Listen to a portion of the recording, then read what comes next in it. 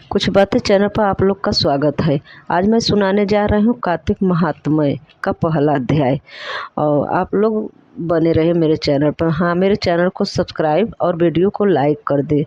तो चलिए शुरू कर। सुनने का ही फल बताया गया है, आप लोग इसे सुनिए। पूरे महीने कार्तिक भर फल मिलेगा, मनोकामना पूरी होगी।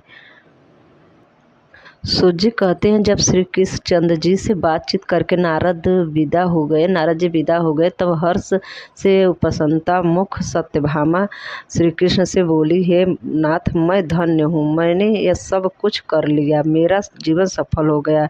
मेरे जन्म के निदान मेरे माता पिता भी धन्य हो गए, जिन्होंने मेरी जैसी त्रिलोक सुंदरी कन्या को जन्म दिया।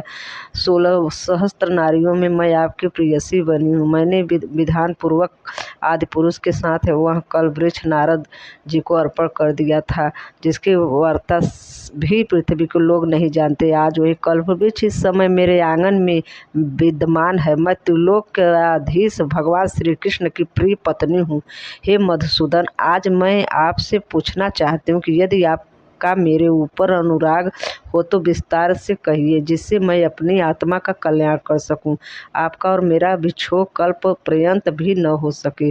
सूत जी बोले, सत्यभामा का यह वचन सुनकर मंद मंद मुस्कुराते हुए श्री कृष्ण जी सत्यभामा का हाथ पकड़े हुए कल्प वृक्ष के तले चले गए। सेवकों को बाहर रोककर भाव से हंसते हुए सारे संसार के स्वामी सत्यभामा की प्रीत से पुलकित हुए श्री कृष्ण चंद्र जी बोले, तुम्हारी भांति प्रिय हमको अन्य रानियां नहीं है। मेरी 16 सहस्त्र स्त्रियों में तुम मुझे प्राणों से भी अधिक प्रिय हो। तुम्हारे लिए मैं देवताओं तथा इंद्रदेव से भी विरोध किया। हे कांते, तुमने जो प्रश्न किया उसके उत्तर में मैं कुछ विस्मयजनक बातें कहता हूँ, उन्हें ध्यान से सुनो। जब तुम्हारे लिए कोई चीज़ न लेने योग्य नहीं, कोई काम न करने के लायक नहीं और कोई न कहने के लायक नहीं, तब भला तुमने प्रश्न का उत्तर न दूं, यह कैसे होगा। हे प्रियतने, जो तुम्हारे मन में हो वह पूछो, मैं कहूँगा। सत्यभामा कहने लगी, हे नाथ, मैंने पूर्व जन्म में ऐसा कोई सा दान व्रत तथा तप किया था जिससे मृतलोक में मेरा यह जन्म हुआ और आपकी अर्धांगिनी बनी, गरुड़गामिनी हुई और आपके साथ स्वर्ग आदि लोकों में घूमती हूँ। मैं आपसे पूछती हूँ कि मैंने ऐसा कौन सा शुभ कार्य किया था। मैं पूर्व योनि में किस स्वभाव का और किसकी पुत्री थी। श्री कृष्ण जी ने कहा, हे पूर्व जन्म में तुम जो थी कि तुमने जो किया था उसे एकाग्र मन होकर सुनो। उस समय तुमने जो व्रत या पुण्य किया था वह किसकी पुत्री रही, वह मैं कहता हूँ। सतयुग के बीतने पर त्रेता में माया नगरी में अग्निहोत्र और वेद पदांगों को जानने वाले देवशर्मा नामक एक ब्राह्मण रहता था। वह नित्य अभयागतों की सेवा, हवन और सूर्य का आराधना करता हुआ अतएव दूसरे सूर्य के समान तेजस्वी था। बुढ़ापे में उसके गुणवती नाम का एक पुत्री हुई।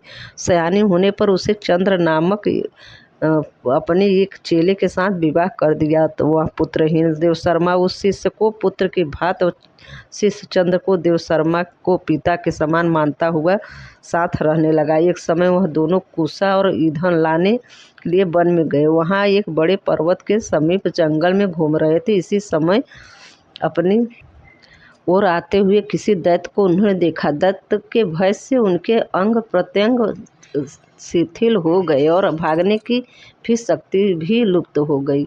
यमराज के सामने उस भयंकर राक्षस ने तत्काल आकर उन दोनों को मार डाला।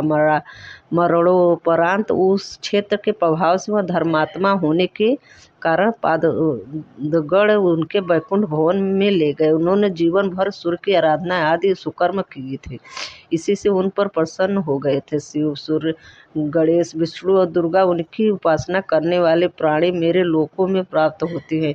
जैसे वर्षा का पानी समुद्र में बह कर चला जाता है, एकमात्र हुआ भी मैं काल कर्म के भेद से 5 तरह का हूँ। जैसे अकेला, देवदत्त, बालक, भ्राता आदि अनेकों नामों से पुकारा जाता है। जब मैं वो मेरे वैकुंठ धाम में आए तब वह विमान चढ़े हुए सूर्य के समान तेजस्वी, हमारे ही जैसे रूपवान और दिव्य चंदन तथा माला धारण किए थे, वे वहाँ मेरे ही पास रहने लगे। कार्तिक महात्म्य पहला अध्याय समाप्त। ऐसे मैं हर एक रोज़ हर एक दिन वीडियो डालूँगी।